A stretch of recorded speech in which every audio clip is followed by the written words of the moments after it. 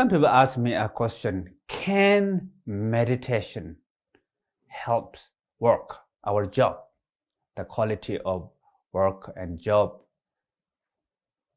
And normally, yes, I think. So why? Because when our mind becomes tight, stressed, narrow, then it will affect our body, of course. It will affect our creativity, new ideas, capacity to work with other people, to listen, capacity of listening. All this may affect. But through meditation, I think it will help our mind become more calm, more peaceful. Then the creativity comes, new idea comes, and the communication, listening skill, all this will, I think, improve.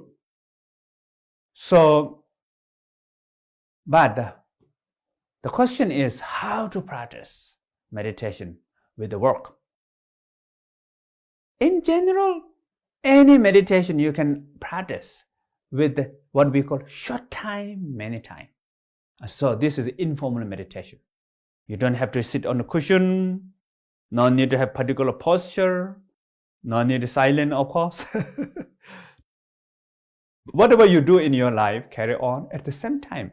Glimpse of the meditation. Maybe you can rest awareness on the breath. One breath, half breath. Or rest your mind with the sound. Or rest awareness by itself. Awareness be with itself. So whatever practice you do, or with the feeling, with the body, few seconds. Then you can think. Maybe you are having a project. You have to think about it. You can think and rest. Typing, you can think or you can do whatever, but rest few seconds. Or talking in between, meditate few seconds.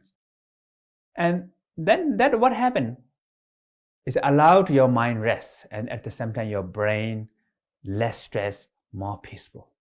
So it is good if your mind become more peace, calm, it will develop, enhance your creativity, enhance your capacity.